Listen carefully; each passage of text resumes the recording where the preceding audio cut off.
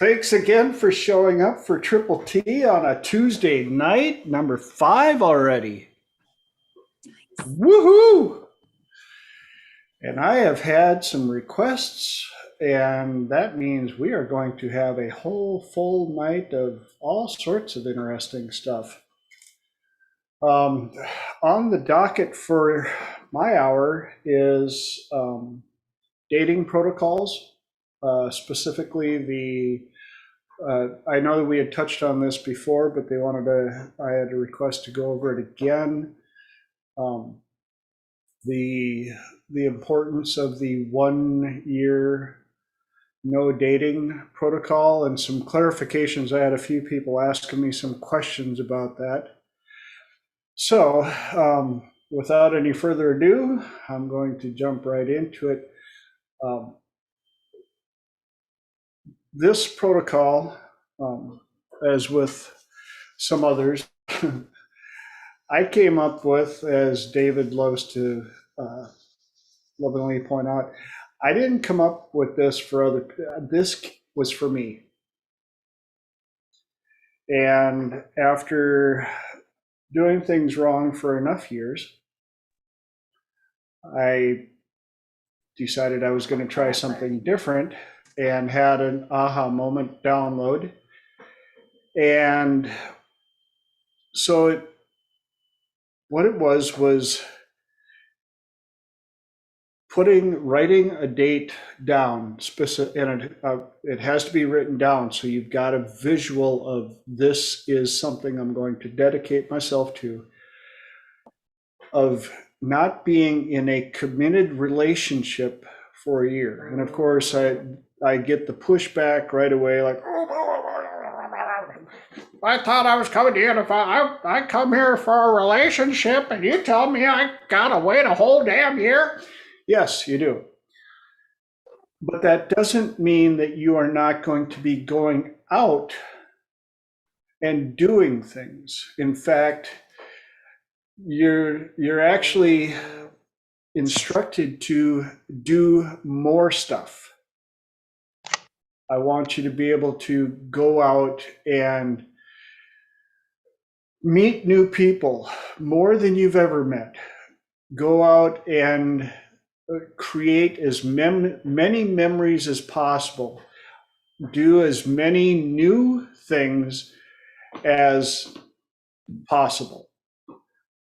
Because in doing so, part of this year is for you to figure out who haven't you been before and who could you be. Meetup was an amazing option, especially in San Diego, because there's meetups for flipping everything there. And of course, I got the pushback from people living in rural areas. I looked at Meetups and there wasn't nothing. There was like 3 things, and I didn't give a rip about any of them. Then start one. And if you're the only one that shows up, it gave you a reason to go out and do something. If another person shows up, well, now you got 2 people and you can and go from there. But it's a motivational to go out and actually do something. And if you pick something that you may not have done before, but you're remotely interested in, it's an inspiration to go out and give it a shot, give it a try. And if you do find a group, you'll meet new people that you most likely would have never met any other way. And you may possibly find a connection there, or a connection that leads you to another connection. The other thing that it does, and part of the mechanics behind the protocol, is in taking the pressure off of the idea of dating. Because when you're single, and you run into other single people, you know that energy. Hi, are you the one? Hi, are you the one? Hi, I'm single. Are you the one? Hi, you're new. Could you be the one? And that energy will push away more potential people than you may ever realize. And as a single person, you know that you felt that before. Somebody came up and introduced themselves and they were nice, they were decent enough to look at, but there was some energy where you're just like, and I gotta go. And chances are it was that needy, clingy, like, oh my God, I don't feel complete and I need somebody else. Could you be the one? Oh, please, could you be the one, please? And we've all been through it. You're single and you're trying to find somebody and you can't even give your phone number away, much less have somebody ask it. You know, you feel like the vendor on the Vegas Strip, like, here, take my number, please call me. Come on, please help me out here. Until you finally find somebody who is willing to spend some time with you. And you're like, oh, finally I found somebody. And then people come out of the flippin' woodwork. I mean, they're stopping at the stoplight, opening up their door, going, hi, here's my number. You're like, what? Where the hell were you 3 months ago? Well, you probably ran into them 3 months ago, but you had the needy, I'm not complete energy. And so in proclaiming I'm not going to be in a committed relationship for 1 year, that energy shifts. When you are, I just want to go out and I want to make memories, I want to have fun, I want to learn new things, I want to figure out who I really am. Who could I really be and be the youest you that you can be? I know it sounds like a Dr. Seuss book. But that's where, and one thing I also stress, be absolutely unapologetically you. Forget the showcase, here's who I am or who I could be, and I'm going to hide all my faults, because the problem is you can only hold that mask up for so long. And there you are for 3 or 4 months showing the mask of perfection. I don't fart, I don't burp, I only eat what you're in the mood for. I don't have a problem with your politics. And then 3 or 4 months later, you're like, oh my God, I got to rip one. And by the way, you're president, blah, blah, blah, blah, blah, blah. But you remember what it was like to be single, and it was too painful to move on and always be testing. So one of the things that I do with my clients is I first off teach them Echo Talk, 3 magic questions, values and criteria elicitation. We work on what were some of the things that held you back from the past. What were some of the stuff what are some of the things that you think are holding you back now?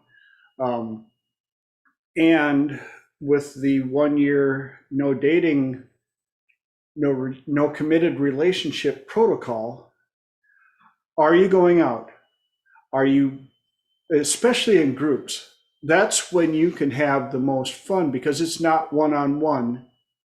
And if it's a group of strangers, it's much easier for you to try out a new mask.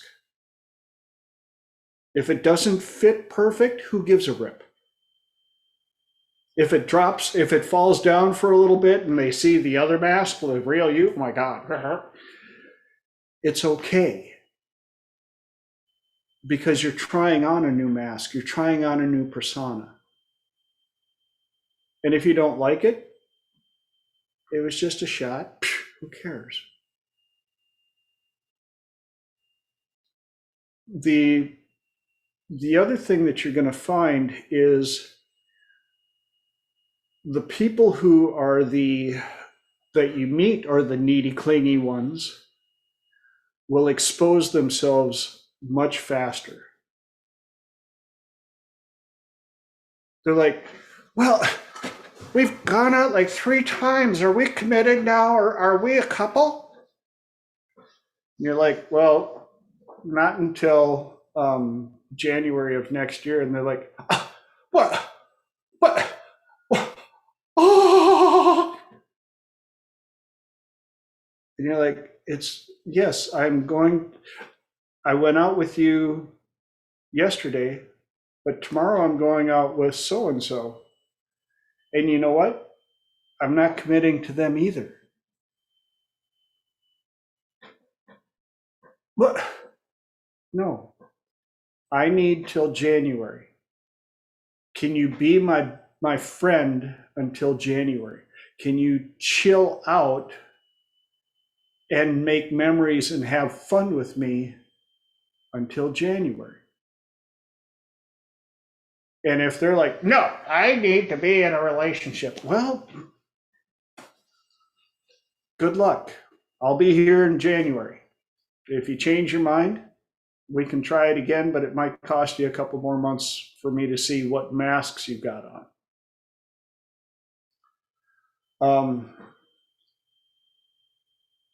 Back to the unapologetically you.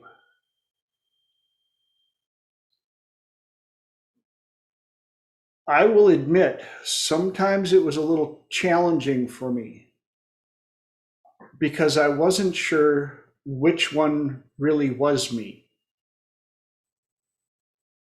A lot of the people saw me at the club dancing.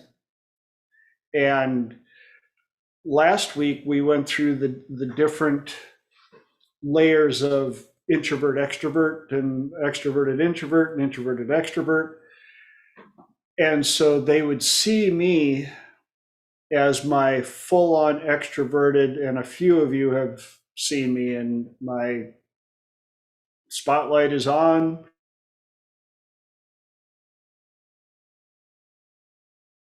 And it's showtime.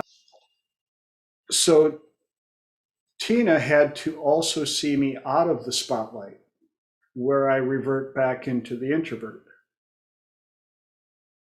And I had to make sure that I stayed true to that as well.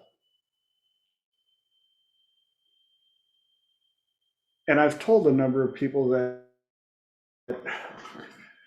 yes, it's a year, but if you hold true and you do everything that I tell you, and you learn Echo Talk, 3 Magic Questions, values and criteria, and these other things, it's going to be a challenge for you to make it a year. I'm just telling you. I only made it 8 months. But 8 months into it, I saw something that I had never had before.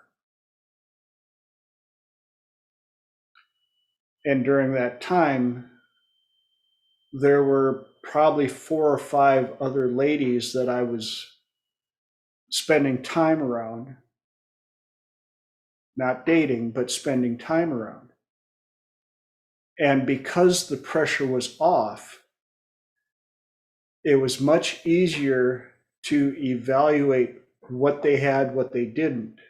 I wasn't trying to, like I tell everybody, if you could pick out your partner's capabilities like a deck of cards, ace high, well, what would you pick? And I can tell self-esteem when I ask them, because well, I think a 10 would be okay. I'm like, but there's 4 jacks, 4 queens, 4 kings, and 4 aces in there as well. And you are worth an ace. You deserve an ace. But really? I mean, my last person was like a 7, and I, I made it up like forever with him, and then it was like, I'm like, yeah, that's why you're single again, because you flipped a 7 and you went, oh, a 7, oh, I could turn them into an ace. Just need to change a few things. You don't flip. If you were at the blackjack table, you couldn't flip over a 2 and go, hey, it could be an ace. It could be an ace, but just give it a little time. No, a 2 is a 2, a 6 is a 6. How do you find the ace in a deck of cards? You flip them over. And you don't stop at a 7 or a 10 or a jack. You flip until you find that ace. And it may be the fourth to the last card that you flip. And then if you're down to the last 4 cards and you know that you're down to 4 aces, you might just well go, screw it. As long as I've got 4 left, I'm going to wait for the ace of hearts because I prefer red.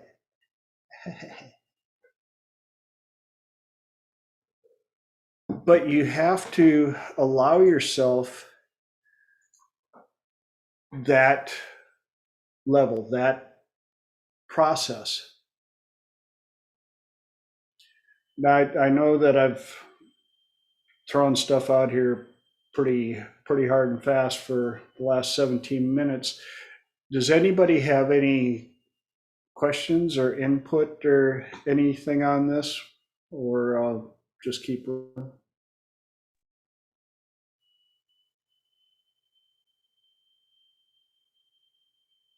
Bueller? Okay. Okay. Then trying to think of what else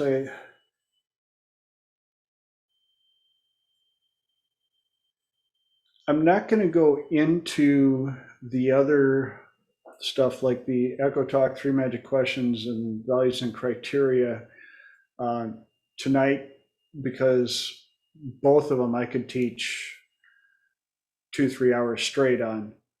Just know that if this is what you're looking at, and understand those 3 items are not for dating. Those 3 things are for communication, everywhere, every day, for anybody, 24/7, 365, no matter what you do. So I'm going to move on to unless anybody has any other questions or input, I'll move on to the cooking tips, which will be something new for Triple T, first one. Few of you have heard some of my stuff, so that's where the question came in.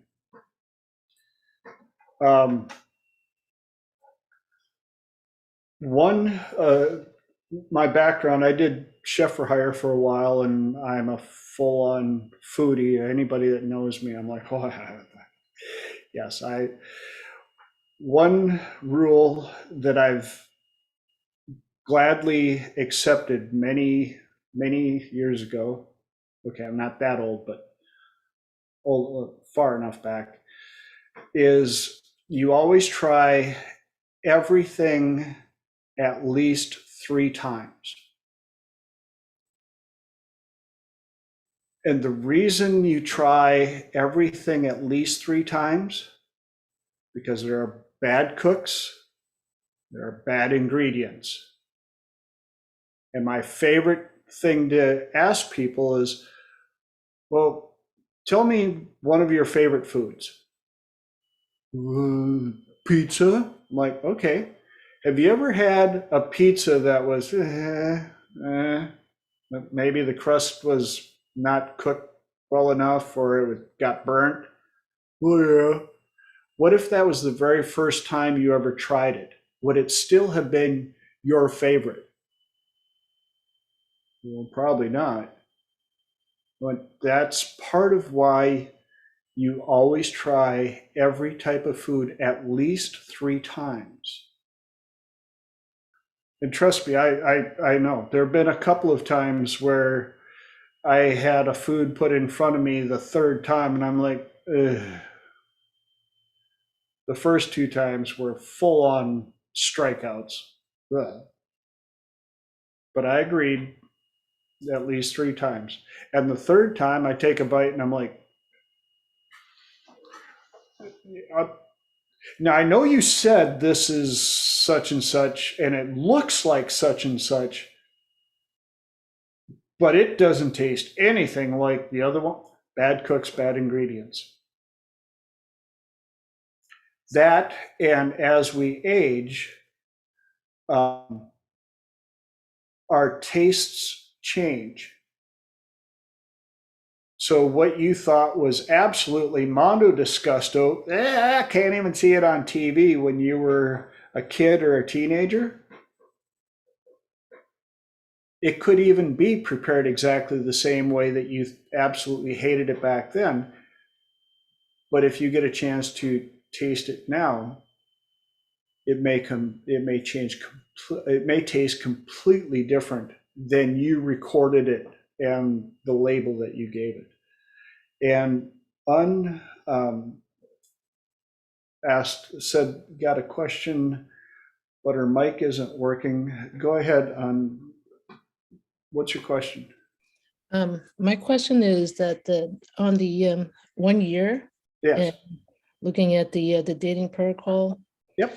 there's people like Abraham Hicks that says, okay, if you manifest this person, then Yep. this person would come. And it sounds like this 1 year kind of thing is not really aligned with people like Abraham Hicks or other folks that say you have to manifest stuff. Well, let me ask you a question. If you follow Abraham Hicks and this person shows up on week 5, does that mean that remember the part where you still are going out with people? So you've manifested this person on week 5. You still get to do things with them for the next 11 months. And if they are your person, they're your ace, what's 11 months of you not having to be totally committed to them? What is 11 months of them being able to understand that you needed some time to figure out exactly who you are, to go out and have fun? And if you're having fun in groups, they can show up at the same group. As long as you two aren't the exclusive pair potted inside of the group. Again, it's about changing the energy and giving yourself a year to experiment with identities, to build memories, to try new things. And the other advantage, if you find them on week 5 and you have almost 11 months to be around them, do you think you'll have more opportunity to be comfortable enough to be exactly who you are? And if they still like you exactly the way you are, that way, do you think it has a much better chance of lasting at the end of a year? No, you have a point there. That's again why I came up with the 1 year protocol, because so many people, there's that saying that I don't remember where I saw it, but people are weird. When it comes to relationship, we're just like, and I pick you to only do things with now.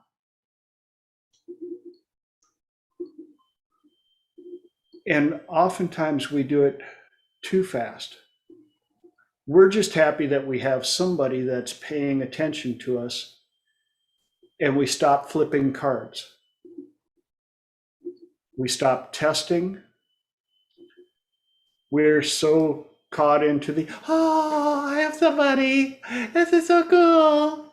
And they are showing their absolute best mask. They are on their best behavior for 3, 4, or 5 months. Can I chime in for a little bit? Yes, please. That's what, yep. So TJ, one of the things I want to just clarify that I kind of have a little bit of a disagreement. Men stop testing, women never stop testing. You can be with a woman for 20 years, they're still testing you.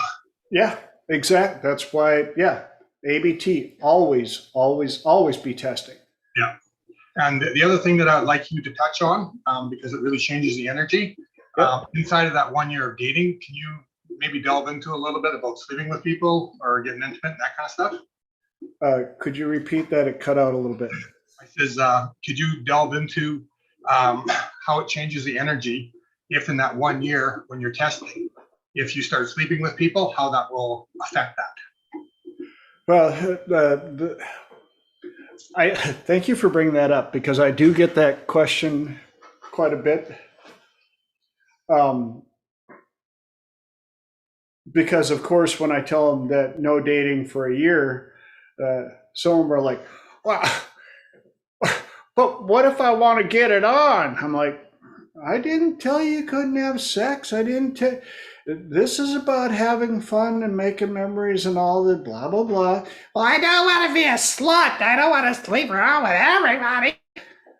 I'm like, again, I'm not telling you that you can or cannot. If you're with a person and the energy is right and you end up on, some beach and the moon and the electric and the timing is right, hell yeah, you could be dead tomorrow. Come on, enjoy life. But just because you two got it on doesn't necessarily, and I know I'm going to freak a few people out, but it doesn't necessarily mean that you have to be, hey, I was doing so good and I'm having fun, and then all of a sudden one night too much champagne and now I can't finish my year. It depends on the label you gave that opportunity. Was it a special time between friends, or was it a binding moment that meant that you no longer get to go anywhere? That is going to be down to the two of you and your interpretation of what that moment meant for you. Because of that, I do kind of caution that, yeah, the having sex part can make that portion a little harder if you don't define it before it happens. And that doesn't mean like, while we're getting undressed, I just want to let you know that this event does not mean that we're a couple. Yeah, that's probably going to destroy the moment. But if they understand on the front side that you've set aside a year to this date to give yourself exploratory space, you can call it, where you just need to make sure that you're not jumping right back into the first door that opens up. If they can't handle that, are they really an ace? Or are they more in the 9, 10 jack area? Again, remember, this is where you set your parameters, your priorities, You're finding out who you are without the pressure of having to hold up certain masks that were given to you over your lifetime from family and friends and movies and relationships and blah blah blah blah blah, and drop baggage and uh, stuff that's on your hard drive that doesn't need to be there. But I'm sure most of us will agree that it's it's harder to do that when you're distracted in all the new feelings of a committed relationship, especially a new fresh one. And I'll be honest, there were out of the groups and the ladies that I had a chance to go out with, having that as an excuse changed my energy the way I needed it to be. And it allowed me to look at them and test them properly. And that's why Tina won, because and the others didn't, because a couple of them I'm like, and there were some hotties, I ain't gonna lie. But thank God I had that energy shut off and had a chance to look at them and realize that they were candy coated psychosis. Woo! Dodged a bullet there and ended up with an ace. And I can honestly say, because of my track record, some of you guys have to understand that I got married last year for the first time. I've been in a couple of relationships and did a lot of traveling, and I've had some fun and learned some stuff and dated a couple of those little candy coated psychosis drops that made me realize that you looked like a queen. Woo, you were a 3. You were a cute 3. I mean, but still a 3. And I'm reading Elijah's, for those of you that don't have your comments up, I recently started to replace the word rules with guidelines in my vocabulary, and I found it extremely freeing. Once I began to realize that as an adult, there is no shame in making up things as I go along or change my mind without giving prior notice to anyone.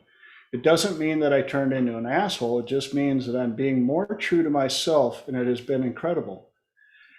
Thank you, Elijah. And that goes right along again with the power of words, and nothing means anything until you give it a label. And that's critical, TJ. Labels and expectations. Oh, big time labels and expectations. And that's also where I'm constantly asking people, now that I've gotten better at this, is, that's an interesting label. What's another one you could use to describe it? They're like, what? I'm like, well, you called it such and such. What's another word you could use? Well, I make them come up with words that they could use for their first label. And in doing so, it's interesting how the energy changes and shifts from their first label. Just like with Elijah, used rules for for so long, and then finally found a new label for it in guidelines. Guidelines has a completely different energy. Just like the difference between seduction and manipulation and coercion. they're three completely different words with different energies, but all three of them can be used in the same sense. It depends on the application and the energy put into it. Now I'm going to chase a little squirrel here quick. A lot of people who have been in abusive relationships or dealt with PTSD and anxiety as such, one of the things that I'll have them do is I go, okay, I want you to go back to a recording of when they said the absolute worst thing they ever said to you. And I want you to play it for me verbally out of your mouth with the exact same volume and feeling and energy that you recorded it. They're like, what? I said, you've already survived it. So there's nothing from your past that you have not already survived. You are stronger than 100% of everything that's back there that's ever happened to you. So I want you to go back and replay that recording so I can hear it exactly the way you recorded it. And first, a lot of times they're afraid to use the energy and volume and stuff. He said I was a fucking asshole. I'm like, and that's exactly how he said it. He said it with that energy, that volume. I'm like, well, no.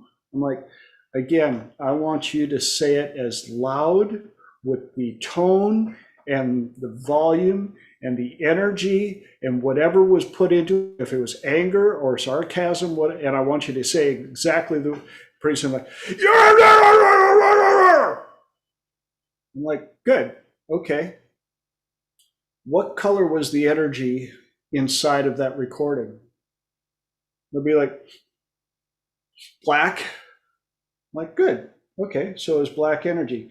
Now I want you to say the exact same words, but I want you to do it using the voice of Goofy from Disney. And they're like, what?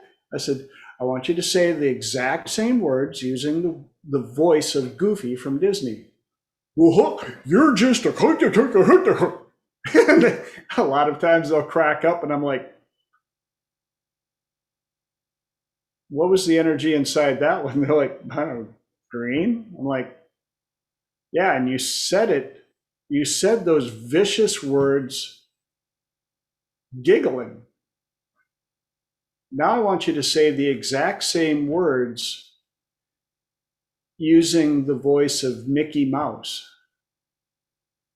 And they're like, what? I'm like, Mickey.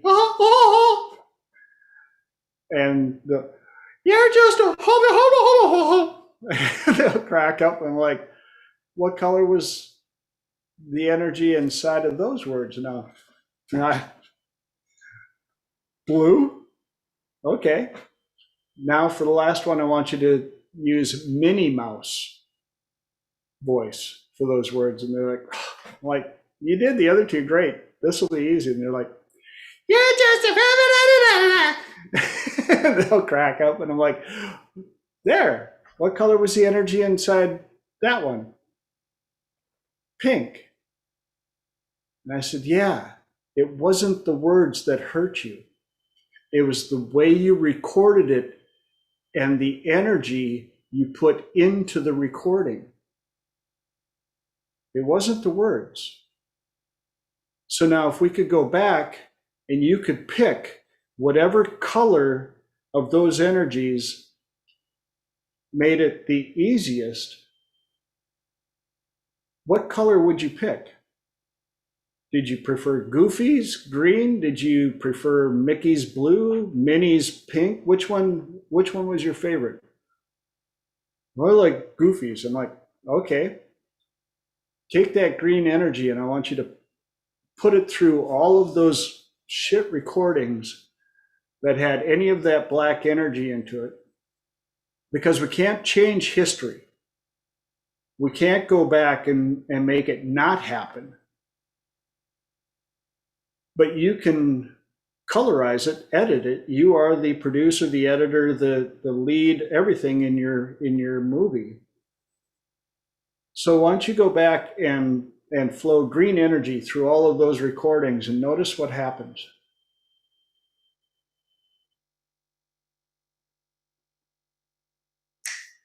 And it drops that black energy.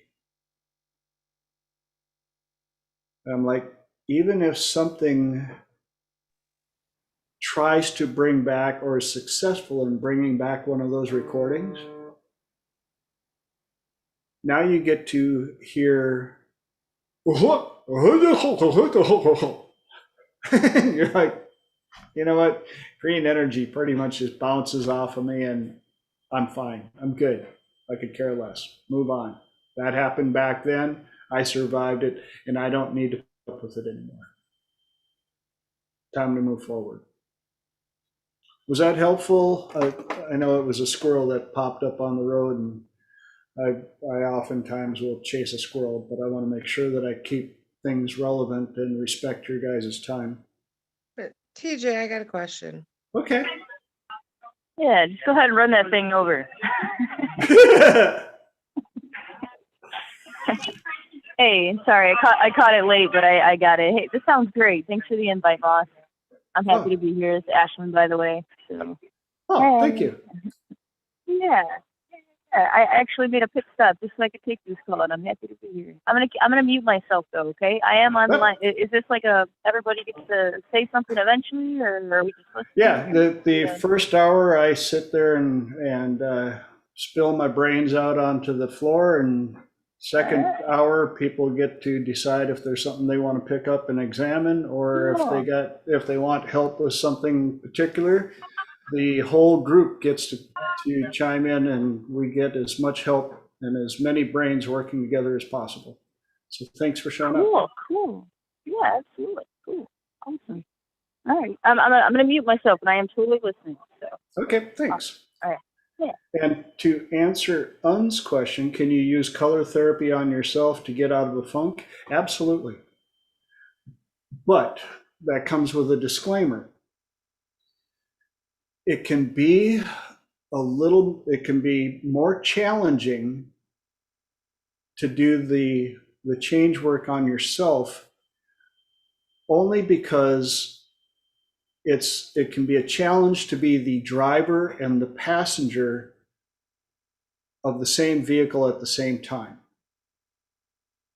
Because if it were that simple, I would never have a shitty day. And people who know me know that there are some days that are a little more challenging for me than others.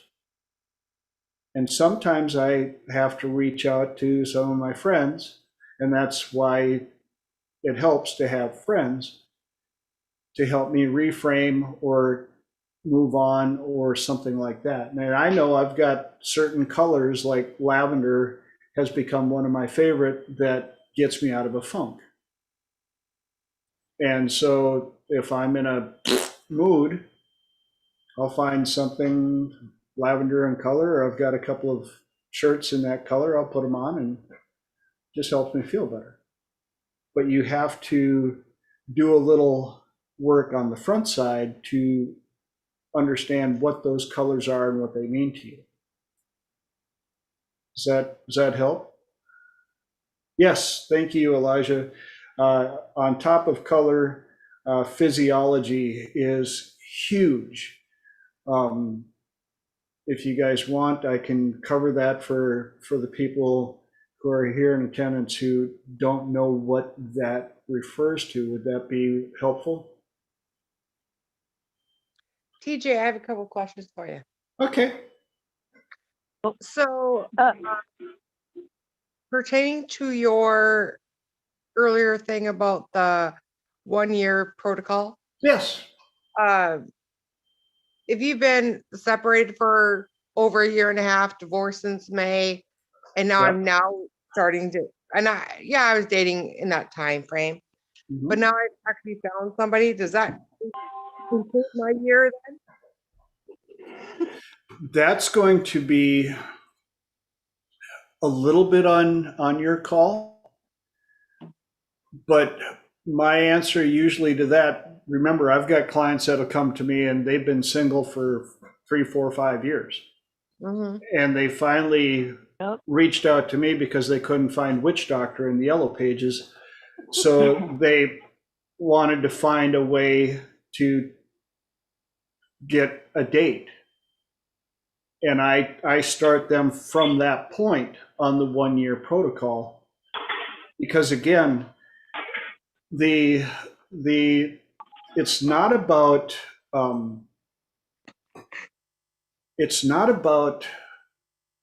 the not dating.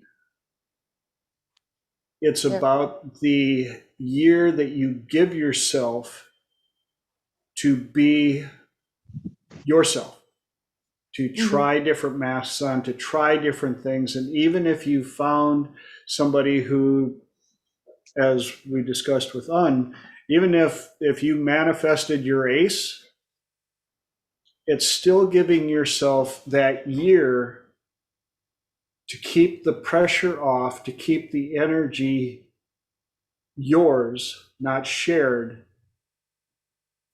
to make sure that they see you, all of you, through your masks. You don't have to wear a mask because you're not out to impress them for dating reasons. Mm-hmm. You are going out and making memories. Again, that's where I tell people, this isn't restrictive on going out on dates. This is 1 year of, I don't want any pressure. I'm not going to put any pressure. I'm not going to promise or commit or anything. Yes, I can spend time with you. Please do. I'm out exploring, and I want to try this because I've never tried this before, because I'm trying to find a new version of me. If I keep doing the exact same thing I've always done, I'm going to get the same results I've always had. And the results I had brought me to here, single. You met me at this point because of all the things that I've been back there. Okay.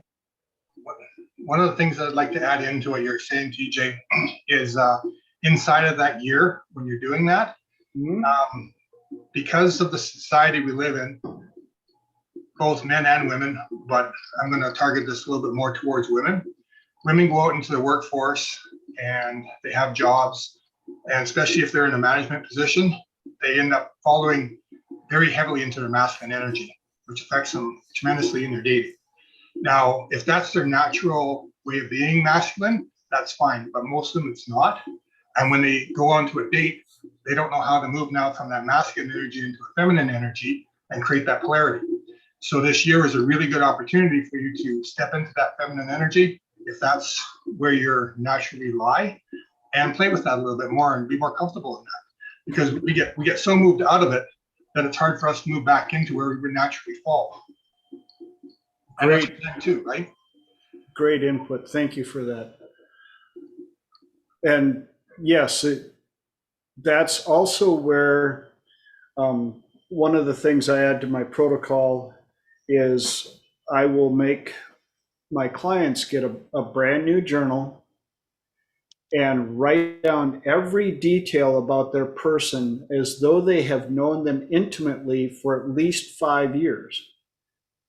And of course, some of them, because they found me on, the way they do, well, I've already done that. Good.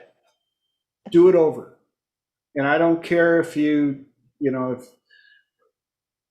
you're going to go back over it often, because what you're going to find out as you go back over it, and it has to be written down. I don't care if you can type 900 words a minute with 0 issues, blah, blah, blah. I don't want it done electronically. I want it handwritten, because there's energy transference in handwriting something down. And you may have 15 pages. Thank God. Keep going. Where does he shop? Where did they grow up? What kind of family did they have? Are they the oldest, the youngest, the only child? What kind of car do they drive? What color is it? What's the interior color? Two-door, four-door. And they're like, why do I give a shit? Because you're getting into the psyche of their thought process. Why would your person own a four-door Tesla that's red with a black interior? It's a download. And I've one of my clients who pushed back on this, but because I made them do their homework, they did it. And I said, and you keep going back through this list constantly. I don't care if you have to put it on your schedule. Every Monday night, you pull out your journal before you go to bed and you go through all of those things, because as you're going through, all of a sudden you'll be like, wait a minute. He doesn't drive a Tesla. He drives an Explorer, a black Explorer. Huh, that's weird. Well, she was doing that. And when she met her person, and they are actually a couple right now, and she is kind of freaked out because her list has a shit ton of check marks next to it of yep. And she found out that he used to have the car that she had written down that she X'd out, and he now has the car she wrote down. That was one of the features where she was like, this is really like, whoa, whoa, whoa. I said, understand, in doing that, you were already connecting with that person. You hadn't met them. And ironically, he lived only a mile away. And I said, yeah, you probably bumped into him 30, 40, 50 times. Well, I'll know when I see them. No, you won't, because if that were the case, you would have met them 12, 15 years ago, the first time you bumped into them, or the second, or the 30th, or the 50th time you walked right past them. But as Elijah puts in here, there's huge power in journaling. When you read it back months or even years later, it shows how much you've changed, especially if you have a tendency to think that things are still the same or I'm still where I was. Exactly. So I got a question. So Yes, this go ahead. list that we make, is this what is this a list of exactly again? If you're looking for your person, for your ace, Okay. you write Okay. down every single detail that you can think about them as though you have known them intimately for 5 years. And when I start, I'm like, how tall are they? And they're like, oh, no, 5'7", 6'1". I'm like, no. How tall are they? Exact. 5'9". Okay, they're 5'9". What color are their hair? I don't know. Okay. Darkish. I'm like, no, not darkish, especially with you ladies. What color is it? Well, it's more of a, like an oak brown with, kind of a, what color are their eyes? And I want specifics. And I've had pushback. Well, we're not supposed to be I'm like, no, seriously. To use a car reference, if you had the option to order one car to drive for the rest of your life, one car, and the powers to be could go across the entire planet and then go to the manufacturer and have them make that car for you, what color do you want? I don't know, kind of a darkish color? No. What color What color trim do you want it? Is it a 2-door? Is it a 4-door? Does it have a moonroof? What color is the interior? What kind of a stereo? What color of rims? What kind of tire? Are you looking for the big penis extension 4x4 monster truck? Are you looking for a Ferrari? Are you looking for a Geo Metro? Are you looking for a Prius? That's up to you. And with some of the guys, I'm like, and be careful how you want to really analyze and dig inside what it is do you want. Because anybody that's been around cars long enough knows that Ferrari, yeah, till it's time to pay the insurance and the maintenance, $500 for an oil change, $2,000 for a brake job. What? Okay, maybe I don't want a Ferrari. Maybe it would have been fun to test drive a Ferrari. Maybe you want a guy who can actually afford his Ferrari. What's that? Maybe you want a guy who can afford his Ferrari. Yes, and if you have the capability and the resources to own a Ferrari, and that's what you want, and you've thought it through, and you know what's involved with owning a Ferrari, I sure as hell am not going to tell you you can't have a Ferrari. Hell yeah, if I had the resources, of course I'd have a Ferrari. But that has to fit inside of my window of who I am. Thanks, Bonnie.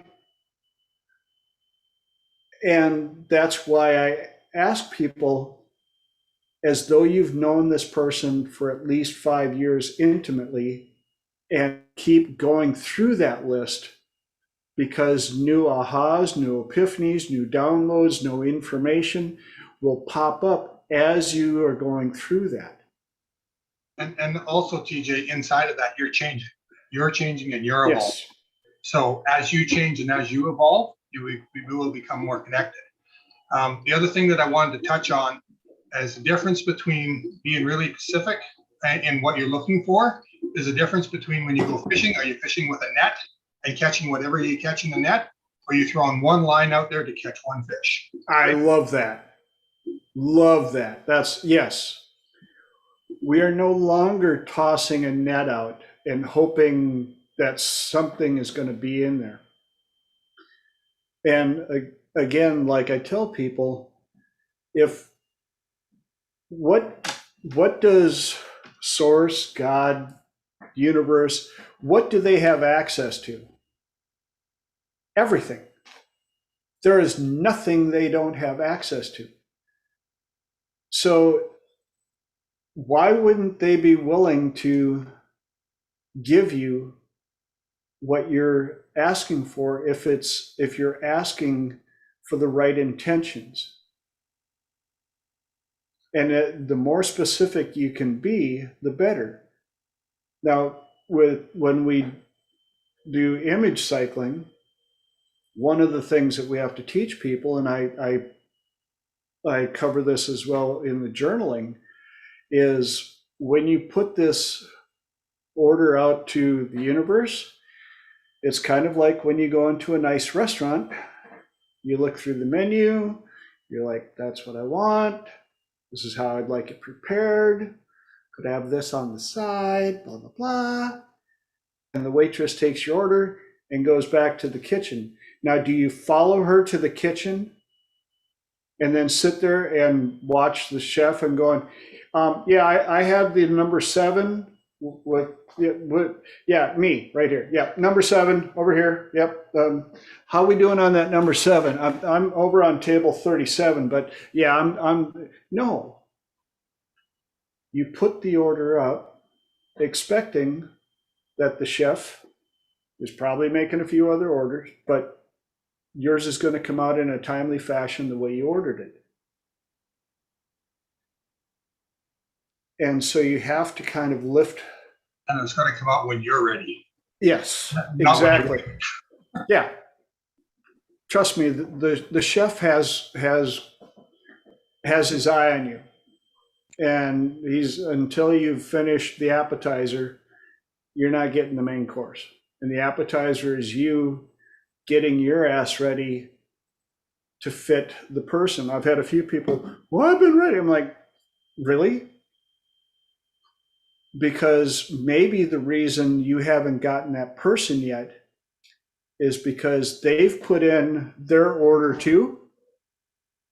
And there are a few things that that source is waiting for you to get your shit straight, knowing that you will, but knowing that you're not ready for that person yet. That's why that person, that client of mine, their person grew up, was a mile away. But if they would have met 10, 15 years ago, that wouldn't have never worked out back then because of who they were. Okay, And I want TJ. to, hold on, I Okay, want to give a TJ, quick that's shout out to interesting. Fran. Fran, so good to see you. Okay, Kathy.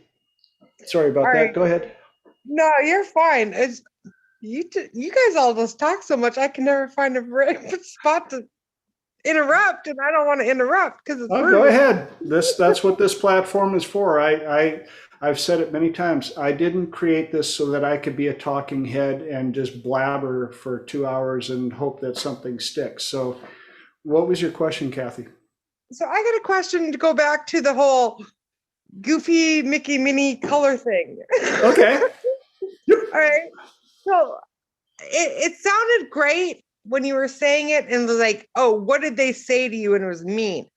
Yep. But what happens when it becomes like it's a physical issue and all that you see with then is like goofy Mickey Minnie are being physically mean. Like you can't catch that color. Don't attach Mickey or Minnie in the physical part. Allow yourself to understand that the fact that we are able to have this discussion right now today on February 1st, 2022, at this very second in time, means that you have survived 100% of everything the world has thrown at you. There is nothing from your past that is stronger than you are today. So even if it was physical, they weren't strong enough to take you out of the game. Were they not strong enough, or did the gun just misfire? Doesn't matter. Doesn't matter. No, because if they were successful, if they would have been mean enough or smart enough, or it would have been your time, it wouldn't have mattered if they got pissed off and gave in and threw the gun into the other room. If it was your time, the gun would have accidentally fired from the other room, went through the wall and taken you out. Mm-hmm. So you have survived 100% of everything that has ever been thrown at you. Okay. And as such, that gives you the power to look back and go, everything that happened back there made me who I am today. And now it's my option, my choices that I get to decide from this moment forward, who am I going to be and why, and what does that mean to me, and what does that look like? Because one of the sayings that I love to correct all the time, the saying is every minute or every second you are one choice away from a different life. And I always add on for good or bad. And oftentimes you don't even know what the circumstances are for quite a while. Some choices, the feedback comes right now. That was dumb. That hurt. Okay, won't do that again. But you are right where you are right now today by the accumulation of the choices that you have made throughout your life. We always have choices. Sometimes, trust me, some of the situations that I've been put in, I was like, well, I didn't have a choice. I mean, when I lost my property in Minnesota in '07, like I didn't have a choice, but I did. You know, looking back, I could have made the choice to just go, screw it. If I would have known that I was going to lose everything anyway back then, I could have just made the choice and filed bankruptcy and all the above. I had that choice and I chose not to do it. Some choices we don't see until some choices we don't see until we look back. You know, the saying hindsight is always 20/20. No. That's part of Or it. the choice is so obvious that, you know, it doesn't even feel like a choice. Correct. Right? Like it's so obvious that, you know, you estimate the fact that you even made that choice, you know, like you do the thing that you just can't not do, right? So Right. that's a choice in and of itself, always. So, yeah. And another part, understand that not deciding, not making a choice is a choice. It's actually one of the more powerful choices. Yep. And then you can play victim to it. Yes, exactly. So now you get to understand the power of what you have forward. And with the things that we have available to us now, I mean, YouTube videos and technology and understanding of energies and things of that nature, no offense, but there is no reason to be the same person next year if you want to change. None at all. Right? We could even learn a whole new language. One podcast I listened to, a guy that was working in the Bay Area or in LA area, put up with traffic 1.5 to 2 hours one way every day. He would get his ass up so early in the morning so he could get on the freeway to get in the rolling parking lot.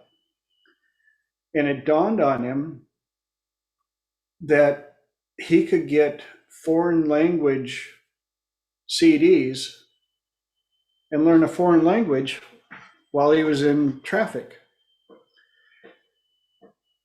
And I don't remember, it was something crazy, but in like 5 years, he had mastered 6 or 7 languages. And he was just doing it to pass time. He was just like, you know, this is kind of fun. I enjoy learning new languages. And he kept that job until he got fired, laid off, whatever. And then got a job, didn't realize the pay scale for a multilingualist interpreter was probably about 7 times what he was making. And he got flown all over the world for this new job that he had, was making buco bank and having a great time doing it. And it was all because he looked at his environment and decided, I want to do something with my life rather than sitting in a car listening to talk radio. Elijah typed in, where you're going will not be decided by some big decision. It comes out of thousands of little decisions. Every time you choose the right thing over the easy thing, truth over lies or love over anger and hate, that's when the change happens. Absolutely. It's also where I tell people, everybody is familiar with the pro and con worksheet. What are the pros? What are the cons? Blah, blah, blah. There's another one that's very similar, yes and no. If I say yes to this, what am I saying no to? Or if I say no to this, what am I saying yes to? And in doing so, it'll open up. That's insightful. I just want to say that's really good. Thank you. That clicked. I like that. I like that. That's what we're here for. This is what this is all about. And I've gone over my talk time. We're at 11 past the hour. So this is where I give everybody the option. If you had something that popped up over the week that you would like the group as a whole to chime in and help you with, thanks, Moss. Appreciate you. Or I can keep talking until something else pops up. We still had one other, I just barely touched on the cooking stuff that I promised I would do. And then I also have the energy saving tips that I can talk about too, but I can save them for another week. So up to you guys. I was wondering if we could get, like, if I could get some advice on how to. I'm already in my 6 months, so of that year. Okay. But it's the emotional part that I need to push past, and I've done some of the coloring and worked through the issues and everything in my head and had the conversations and tried to do the whole closure in my own head, but it's not pushing past that barrier to be able to get through, to be able to go back on the road I need to be on. Okay. And I have the advantage of knowing a little bit about your story and some of the stuff that you're capable of. So in those areas, what do you think it is that you need from an outside source to guide you in what direction?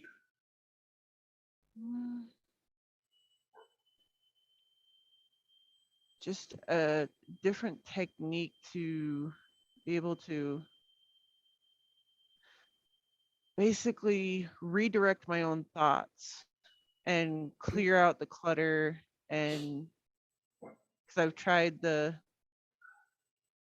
little sticky note wall room. Yep, the gray room.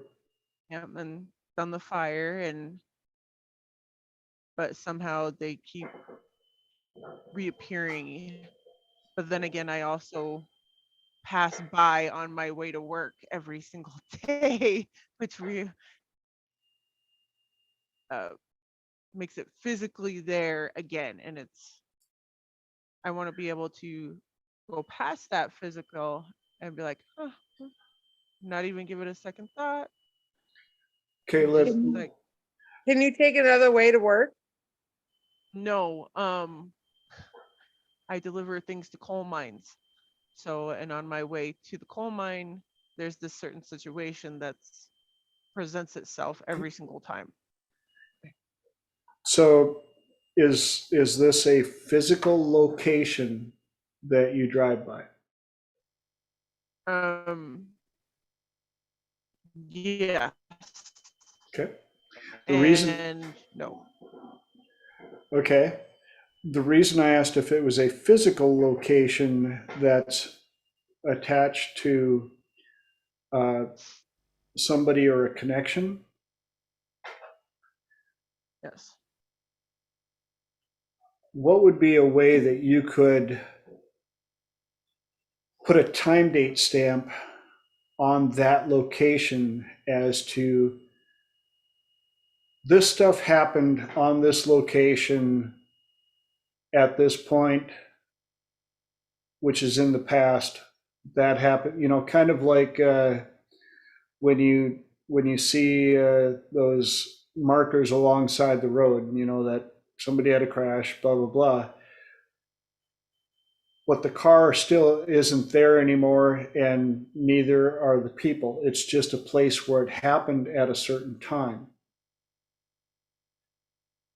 If you could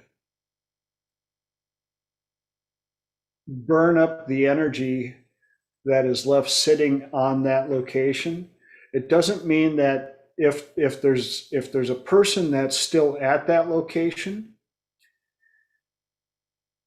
it's still not the location. You can put a time date stamp of shit happened here for 3 years in this span. And then I got away from the shit far enough to where, and I burned that little thing up. I set up a little marker, survived you, as you drive by. I survived. You have no more power over me.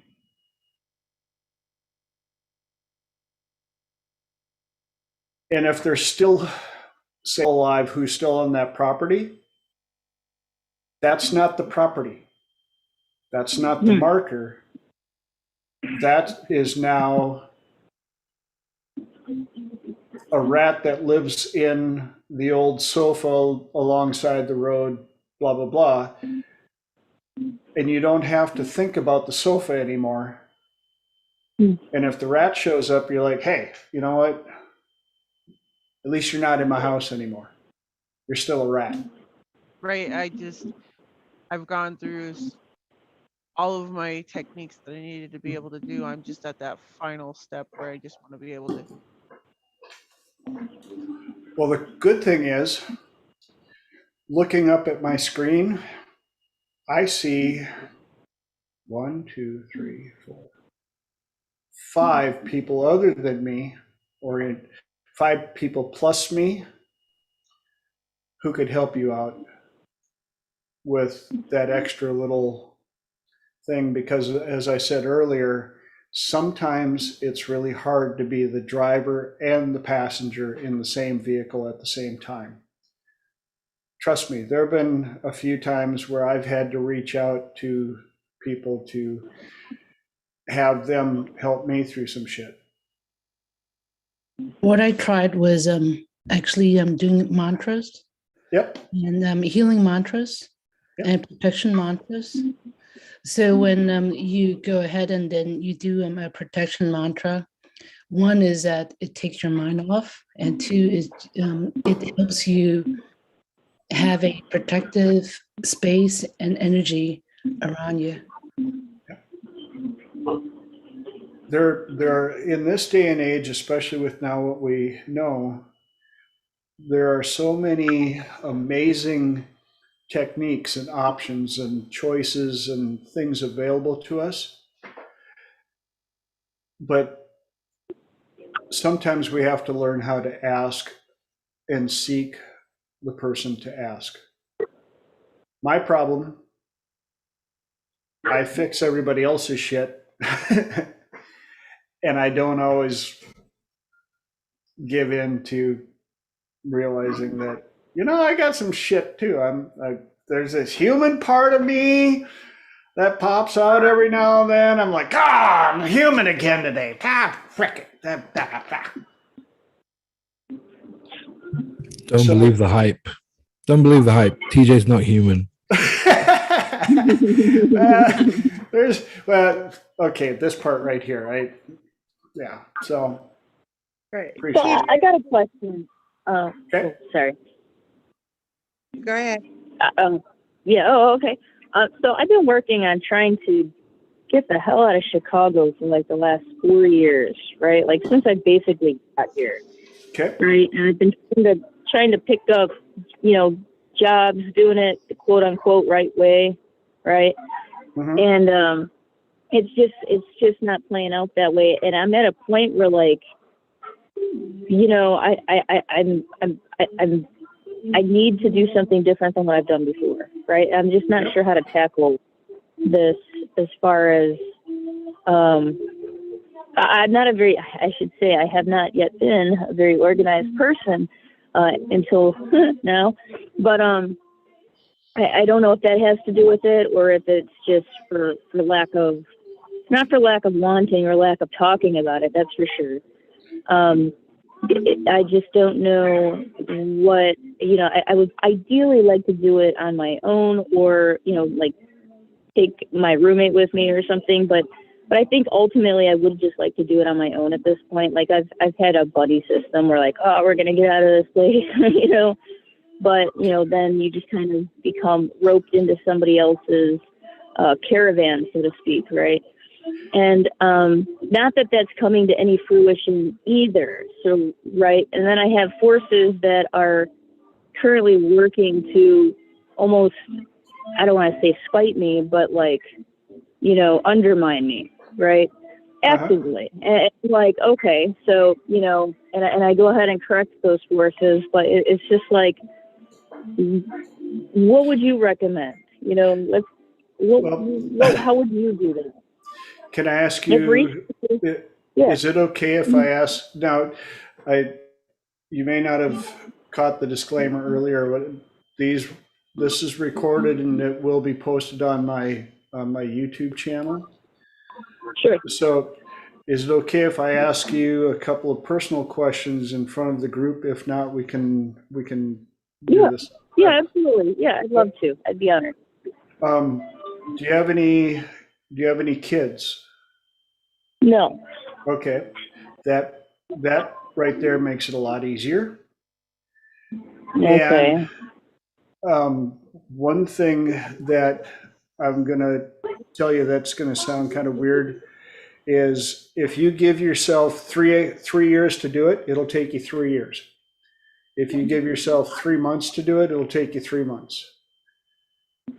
And this is coming I've from. been saying, this is the year, this is the year, this is the year. It's starting to sound like an empty promise, It's like I'm starting to lose faith in believing in myself when I say it, and I'm like, ooh, that's not helpful. So let me ask you a question. Where did you write it down and how many people did you tell? I tell, I don't know. I don't have a lot of people per se. I guess people I work with, randos, my dad knows, people who I talk to daily know. Yep. My best friend knows, I guess people know that I'm trying to do this. But did you give them a date?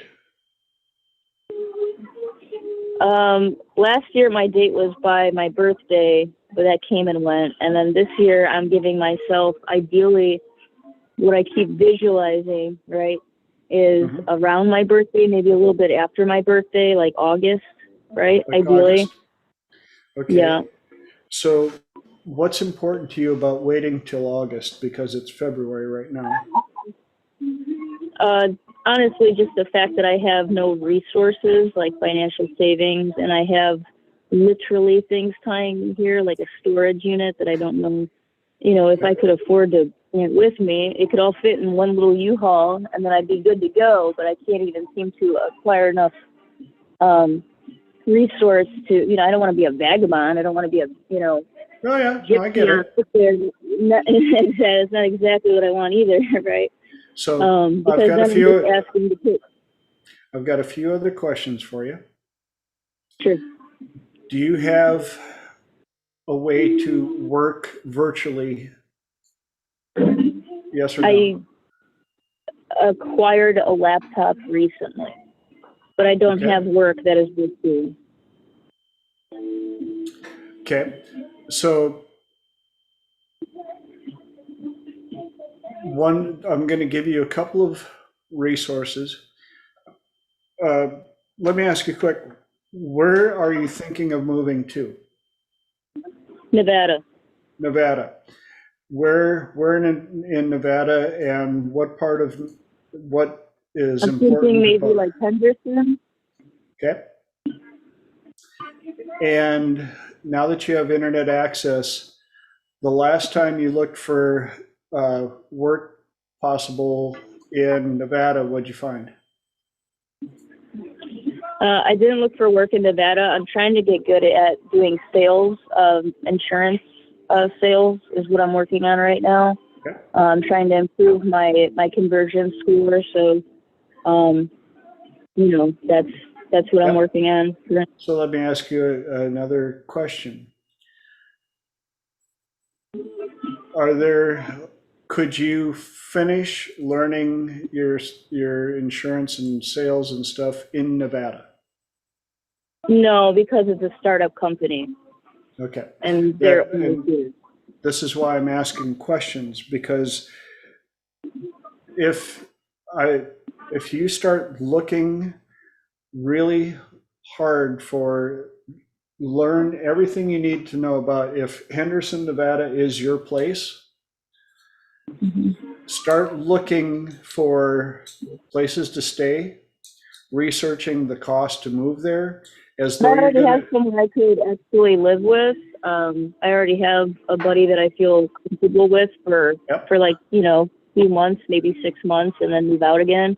That would be ideal, and I have that already set. Like, work is still achievable out there. There's sign-on bonuses for $500, referral, blah, blah, blah. yep, That's good to go. Rent would be somewhere probably around 5, 6, maybe upwards of $700 for a room. Basically what I'm paying now. thanks, Ray. And then, Keep going. yeah, I don't have a car. I don't have a vehicle. I actually have some court stuff that I'm still trying to finish navigating. Okay. Um, So yeah. let me ask you a question. I've got two quick questions for you. What is your realistic cost to get your butt out there right now? It's probably somewhere around 3,000 is what I'm Okay. thinking. How long would it take for you to figure out a couple of side hustles, whatever you got to do to create $3,000? I've not ever yet made more than 16,000 a year. That was the most I've ever made in a year. Okay. Back in 2016. The reason I asked that the way I did about side hustles, do you have an Instagram account? No, I'm not on social media. Okay. There's plenty of them on YouTube as well. If you just put in side hustle, you're going to see so many different ideas of stuff that can be done in spare time. If your income level right now is at such where $3,000 is looking that big, we need to change your mindset. And you're going to have to buckle down and put in some serious work into it. That being said, I don't want to, blah, blah, blah, and push What stuff. I'm asking you, what does that look like?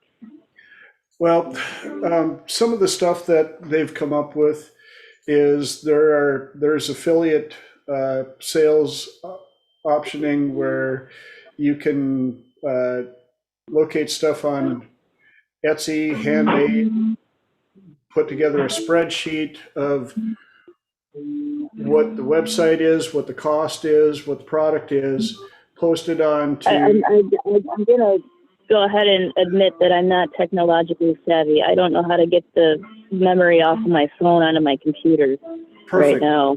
Then YouTube is your best friend, because if you've got time to sit down at night for a couple of hours or watch TV or whatever, there's free information galore. There's so much stuff that you can learn for free online right now that it's mind blowing.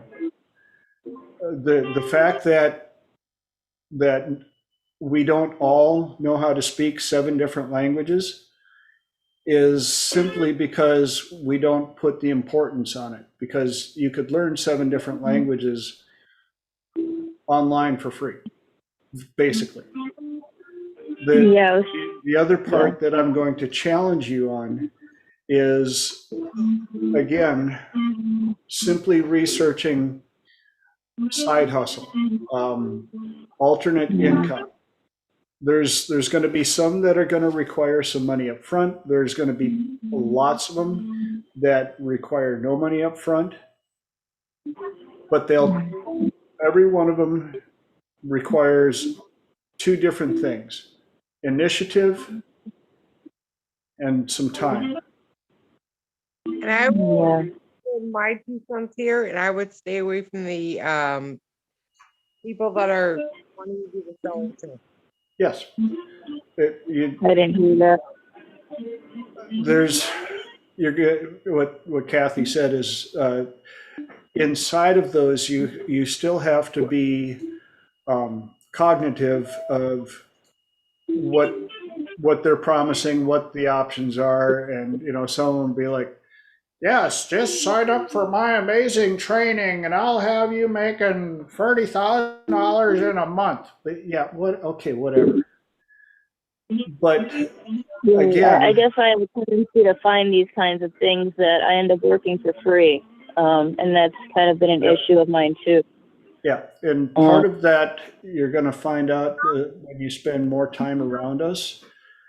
A lot of it is going to be mindset and belief systems that have been put on your hard drive for who knows how long. And if it sounds good to be true, it is. Yeah. And ironically, one of the piece of advice that David gave and shocked a few people, one guy goes, well, how do I make more money?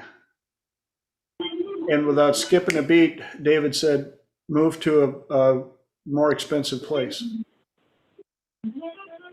Because in being around people whose income level is here, it will naturally draw you up if you are willing to put in the work, because they drive certain things. They wear certain clothes. They act certain ways. Yeah. And I've got an affluent friend who I'm thinking I'm actually going to start distancing myself from. And I'm starting to think that I'm not going to be working with him, even though he's trying to get me to work for him. My question is, I feel like why is he trying to get you to work for him, and what is it about his energy that you feel uncomfortable about? You don't have to answer, but pay attention to that. Oh, well, right. And like one of the things is I just don't believe him anymore. I feel like he's going to be one of those people who take advantage of me, and he's just, another guy in line for that, big promises, yeah. So, I'm very, very, a target to be taken advantage of because of my situation, right? Yep. So people learn about my situation and they're like, oh, I could give her even less. That's what right. Yeah. And in any type of relationship for a year, and they've been getting smaller and smaller and smaller and smaller and smaller, to the point where I'm like, I don't even want to fuck with you, like, at all. Like, here's your shit back, but I don't want any favors, don't want to owe you anything. I don't, I have another metaphor for you to understand. You are the queen of your kingdom. And as such, you get to decide, who gets to be in the kingdom. And just because they're in your kingdom doesn't mean they get to be inside the walls of the city.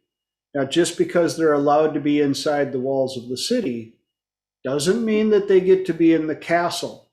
And even if you let them into the castle, that doesn't mean necessarily that they get to come in the Great Hall and eat at the big table. Right. It's all about boundaries. Yeah, absolutely. And where I'm trying to hold my boundaries is like, I'm in a situation where, affording food right now is actually an issue. But been there. like, yeah, I think we've all been there, right?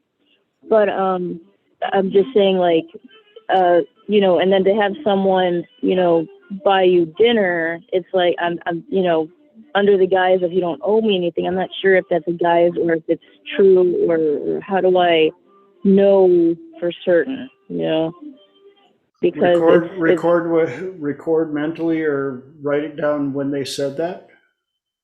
Mhm. Hold them to it, because I get it. A lot. There are a few people on here that know that I've been homeless a couple of times. I've slept in garages. I've slept in my car. I've eaten out of dumpsters. I've done shit that I never ever believed that I would do. Right. Yeah. But I'm also one of them crazy SOBs that I had a job, and one winter went to Thanksgiving at my grandmother's, and my uncle's like, "Winter's coming. We should get out of here." I'm like, "All right." A week later, we were on the road south with no place in mind, and it was his truck. I was just along for the ride, and I ended up in Mhm. Phoenix and found a job and saved enough to buy a POS car that I couldn't even license, and would park it in parking lots of hotel or apartment complexes, and Mhm. was lucky enough to find a job that had shower capability for employees. So, and I don't say that to impress you, but to impress upon you that isn't set in stone. You're not a tree. You can move, but Yeah. it's going to, the more preparation, reach out to people like us to help you with belief systems, and realize that, you know, you don't, just because you don't know the entire route, one great metaphor that was brought up was the story of the horse and the boy, and the boy's Oh, I leading the lived on horse, and that all of a sudden, meditation. yeah, Absolutely. yeah, Yeah. yeah. What's wrong? Well, I Yeah. can't see the whole trail. Well, can you see the step in front of you? Yeah. Well, take that one then.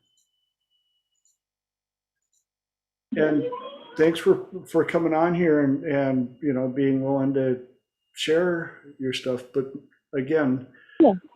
start looking for whatever options you can make. Do as much research. If Henderson is your place, you've already accomplished more than most people.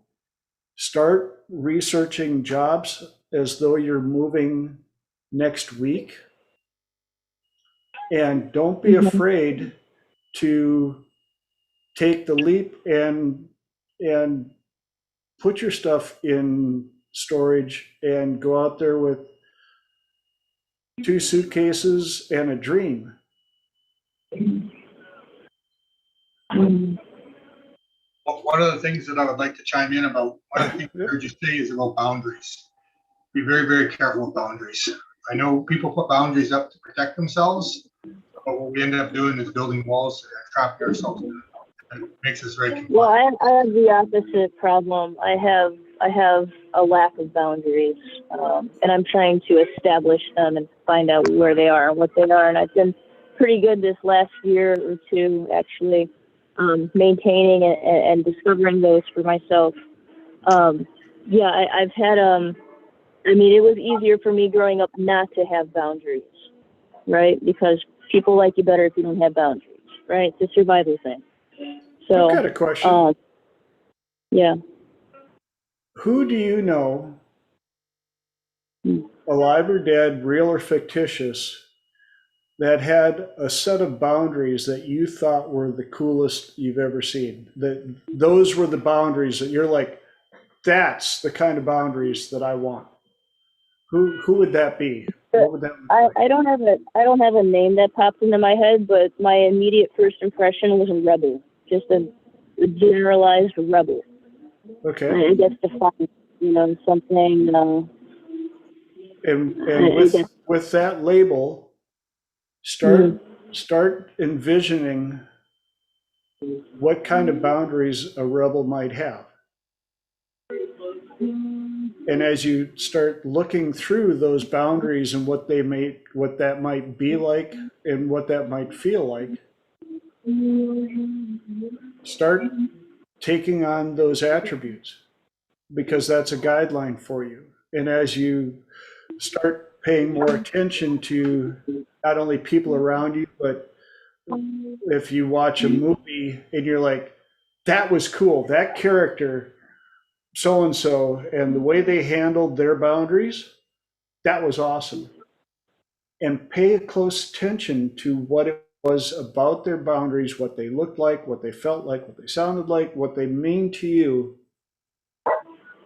and start figuring out your pattern. Basically, what you're doing is you're rebuilding your kingdom. What do the Yeah, I noticed the first thing is that it's not something it's not a filter I look for, boundaries, like I don't even, it's not a filter, period, or it has not been a filter.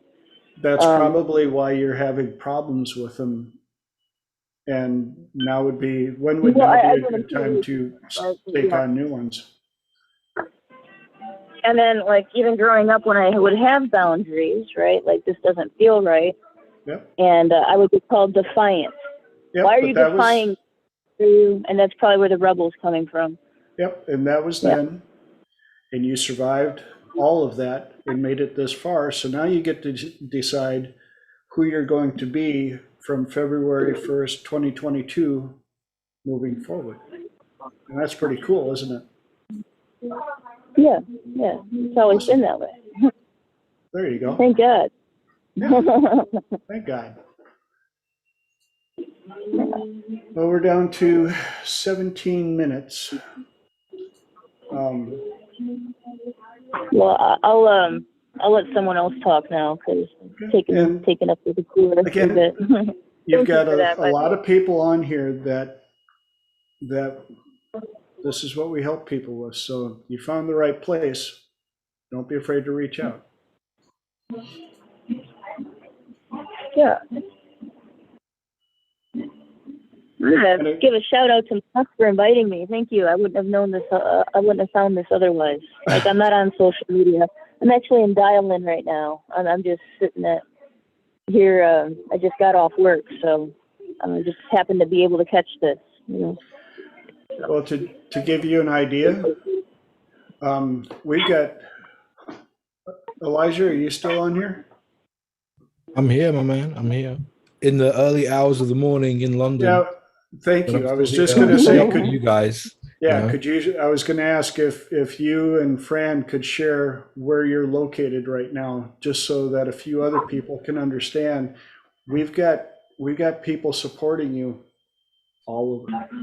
So I'm in London, in the UK, and sending out good vibes 24/7 to anybody who wants or needs them. And I'm also a professional hypnotist. I help people with all kinds of stuff. Anytime anyone has a question, feel free. I geek out on this stuff and can't get enough of it. So thanks for inviting me along, TJ. It's been fun listening. Anytime, man. You rock. I appreciate you more than you know. And then that lovely lady up there, Miss Fran. I'm Fran. I'm from Western Australia. And you're from Australia. Oh my God, bless you. I know I see what's going on over there. Oh my God. You have my utmost support and well wishes. Thank you. So, thank you. Absolutely. So TJ is the coolest, and I'm so honored to know you and to be invited to this amazing group. I'm just so thrilled to be here. And yes, I've been playing like Elijah with hypnotism, doing lots of practice for a long time, doing quite a lot of sessions and getting amazing results. So, yeah, we're all here for you. My dear, Awesome. Thank you. and on behalf of those of us that know Fran, she's so polite in saying she's been playing with hypnosis. She is so amazingly well at it, and some of the recordings that she does in the group that she leads in Australia, and has been ongoing with helping them hone their capabilities and stuff like that. Mm. You blow my mind all the time, Miss Fran. I adore you, and I'm so honored to have you as one of my friends. You're my hero. Yay. Thank you so much. And TJ, Mm. I want to say to you, TJ, that you are my cousin, and you are always out there willing to help everybody and anybody. That's awesome. You're awesome. Thank you. That's part of my golden path. We can cover some of that on another episode of Triple T. But yeah, I'm a fixer.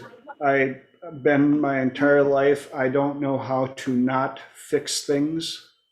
And the universe just magically put me into the right location and gave me this opportunity, which blows my mind. In fact, being Triple T was ironically, I'm telling you that here you should, jump and get after it. And I've got to follow my advice a number of times because I've been talking about doing Triple T for about 2 years now. When I'm around to it, finally got around to it. Sorry it took so long. I could have had you guys on here 2 years ago. I don't think I would have known you 2 years ago. See how that works? Yes. But I've been blessed enough that I'm on career number 28. Wow. And thank God for that. And here's why, because in this position that I am in now, career 28 has put me through enough experiences and enough situations and in touch with enough different people of different social hierarchies and all the above that I can create metaphors and analogies and stories to help people all the way from the garbage man to the CEO to the multimillionaire to the rodeo dude to all the above. And I don't know that obviously I wouldn't have had that without what I've survived, what I've gone through, and what I've experienced. So, and we've got 10 minis left. Oh my gosh, this goes so quick every week. This is amazing. Anybody else have any questions or input? Or as you can tell, I've been working with clients all day and my voice is all of a sudden going, yeah, we're used. We're done. Okay. Well, I'm pretty satisfied. Awesome. That's worth. Can I add something to last week's thing about Please. I guess past lives Yes, please. and karmic ties? Okay. So where I'm from, we have a tradition where we believe in karma and past lives.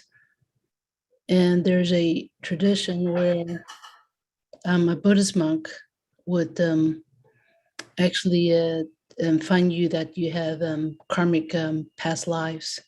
And what I believe in is that time is non-linear and things exist all at once, but they don't really happen all at the same time. Yep. And when you meditate to this space, and you go into this deep meditation. And when you reach that space, they call it some people call it unity consciousness. Sure. Time and space don't exist. Everything just happens all at once, past, present, and future. So with that tradition and in that mind of that meditative state, then your past life is actually your existing life, because time is non-linear. And so when you have a karmic experience that is very strong, then there's a tradition where you have a past life, or that life bleeds into the future or the present life. Awesome. And so this tradition is actually you do a karmic disconnect. And this karmic disconnect is a tradition where you say that you want to cut the ties of and the influence of the past life to this life, so that way you can actually live this life in the present without being influenced by the past karmic life. And so that's a tradition.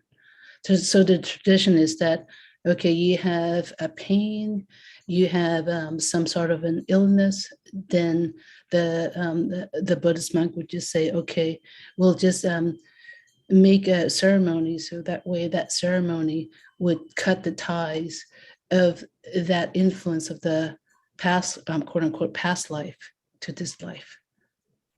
So Right that on. is a tradition of the Eastern tradition that where we believe in karma and multiple lives.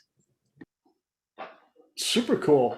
That's what I love about having collections of people like this, is being able to get insights from all different areas. And I just noticed, well, we also have another person on here, one of my dear friends, Phil, who I didn't recognize the little picture on there.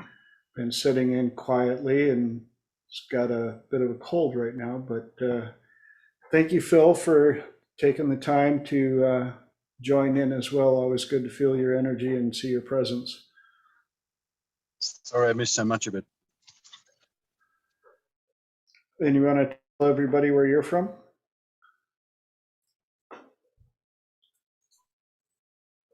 Sorry, I missed that. Where are you from? Where's Vegas, Australia? See, we've got people all over the planet that are out helping and building this great energy. Do you want to say something, Fran? Yes, please. After Yes, a please. karma input, I'd love to share something that happened to me yesterday with one of Please. our group of hypno buddies, and I've also got a question for you, TJ. Okay. I had a session with one of my New Zealand hypno buddies yesterday to deal with a transgenerational issue that I had coming up. In Western Australia, we've been amazingly COVID-free for 2 years, and now it's just creeping in. And it kicked up a real transgenerational phobia for me, because my grandfather died from Spanish flu 100 years ago. Yep. And I didn't know why I was being totally irrational about how I felt about it, how I was behaving. And so I got one of my hypno buddies to do a transgenerational clearing for me. And I feel normal now. I feel rational. I'm able to actually deal with what there is, not this programming that I had back in me. And it was such a privilege to be able to go back generations and actually clear that up for the person back then as well, as well as me. So it was a wonderful, special treatment that he gave me. Only he reckoned I was being too much of, had too much hypnotist disease, wanting too much into the session. And since I'm extremely suggestible, he threatened and said, if you don't shut up, I'm going to slam you into deep trance now. So I saved myself, and he can do that. So my other question, TJ, to you, because I know you're a sound specialist, is I've been in my hypnomeditation group, I've been also trying to bring in a lot of energy into the recording, and in addition, do another separate layer of a pure energy recording. And when I did the recording, I've only got very basic equipment at the moment, but there was a lot of white noise in with the energy. And for a sound engineer, it would have been a horrible track, but I kind of like the white noise. Yes. But what sort of a microphone can I get that can sort of get about 30 centimeters, about a foot around my mouth, so I can actually get my hand energy happening in there and my voice, and not the outside noises? I don't know anything about microphones. So what do I need? I'm gonna give this a really quick little explanation. You can get a Blue Yeti microphone. They are yes. There you go, Elijah. Yes, and yes. Thank you. I gotta go, guys. Thank you so much, TJ. Thank you. You're very welcome. Thanks for joining us. The Blue Yeti can be it's such an amazing machine. You kind of have to understand how they work. One thing that I would recommend is go online and look up microphone patterns and get to understand what they mean, why they are used. And then the easiest metaphor that I've come up with for people to understand is when you see what they call their pattern, and each microphone has its own unique design of a balloon. If you've ever watched somebody playing with balloons, there's different types, different shapes, stuff. So the different shapes, the inside of the perimeter of the balloon is what the microphone listens to. And there'll be like a figure 8, which works really well for interviewing somebody. You would set it up straight up and you would figure out what direction the 8 pattern is set. The next thing you have to think about is sensitivity, and that would be how large you blow the balloon up. The bigger you make the balloon, the more it starts to hear inside of that environment.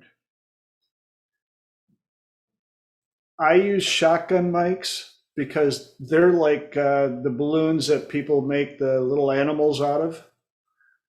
Long and slender, very, very dedicated. And I can adjust the sensitivity to where it stops about a foot behind me. And it also allows me to figure out how I want to work inside of that opening, inside of that balloon for sensitivity. And if you're not going to be using effects like echo or things of that nature, then you can run a Yeti straight into your computer, and there'll be some onboard software programs that you can run it through to add, and you don't have to worry about the tactile stuff that I've that I've done for so many years. But that would be one where that would probably be the easiest answer. And depending on if you mount it onto a boom mic mount so that it's standing free in front of your mouth, now you can push the energy into it, but you can also use your hands to change the acoustics as you're working on emphasis and things of that nature. And Wow. then start playing with it. Make your own little recordings. And I would recommend doing it with a video camera and record it only for yourself so that you can play with the mic and see what happens when you go in and you start doing things like this. Do you get taps when you tap it? Where do you tap it? What kind of sounds do you get out of doing that? Because it's simply a tool that you're learning how to utilize. Too many people are like, well, there's a mic in my webcam. Oh, well, yeah, there is, So know your outcome. The more you learn about the machine, the more you can play with it. I get a little, as you know, you've been around me enough. I like to have a little fun with a little bit of echo, and I can change the sides and stuff, So there's all of that stuff hidden inside of the lesson. Thank you so much, TJ. That was perfect. You're always welcome. And we are 2 minutes over our time that I want to make sure I respect your guys' time.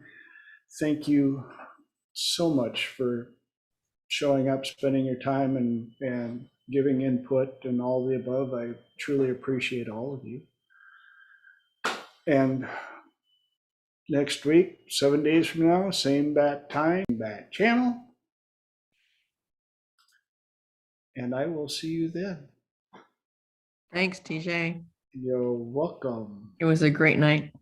Thank you, TJ. Thank you. Come on. Thank you, TJ. Thank you, everybody.